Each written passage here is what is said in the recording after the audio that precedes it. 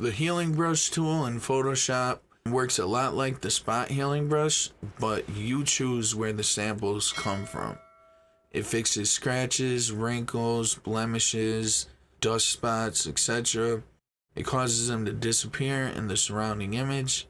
It repairs imperfections by painting with pixels from another part of the image.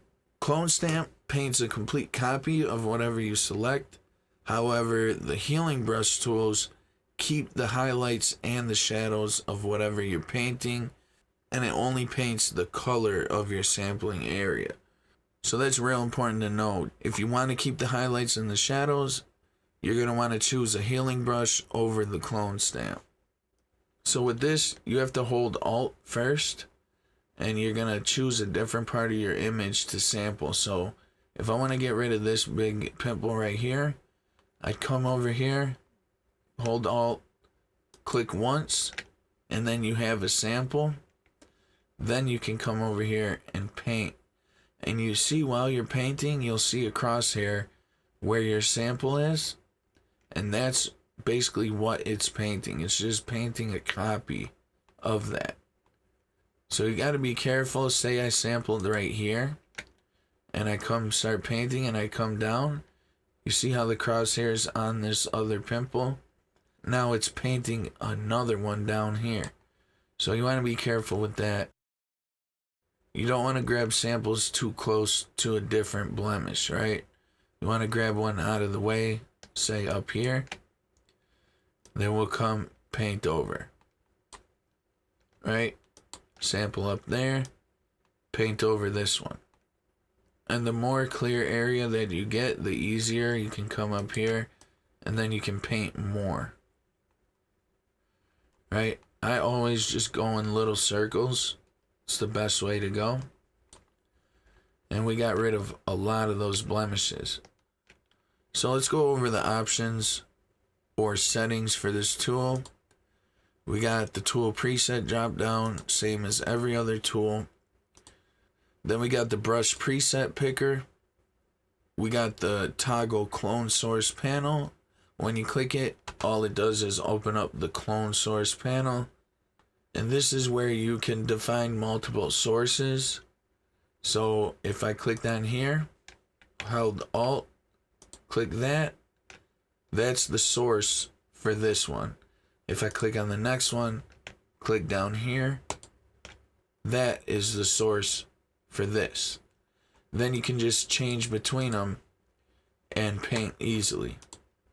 It's got X and Y, width and height options, angle option. You can offset the frame, lock the frame, show the overlay, and control the opacity for that overlay. You got some blend modes down here. You only got 4 of them though. And then you got some other options down here to clip, auto hide, and invert. After that, we got the blend mode for the actual tool itself. You got normal, replace. You got the main ones, multiply, screen, darken, and lighten. And then you got color and luminosity. Next, we got source. 9 times out of 10, you're going to keep it on sampled.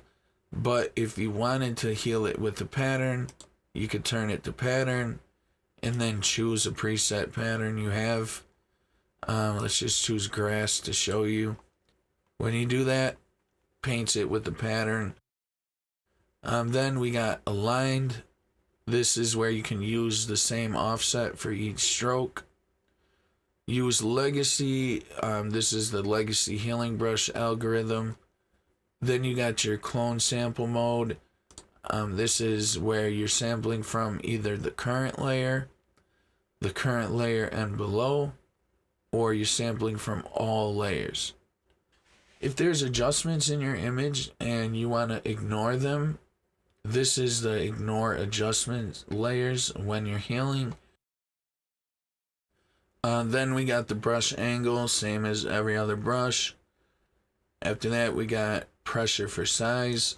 If you're using a pen tablet, the lighter you press, the smaller it's going to be.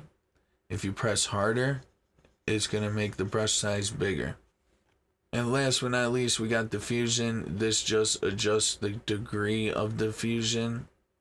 You're probably not going to have to mess with that. But it goes from 7 to 1. Right? The preset is 5. I just leave it at 5. Don't really need it. So that's the healing brush tool in Photoshop, guys. If you got any questions, make sure to put them in the comment section below. Thanks for watching, and I'll catch you in the next one.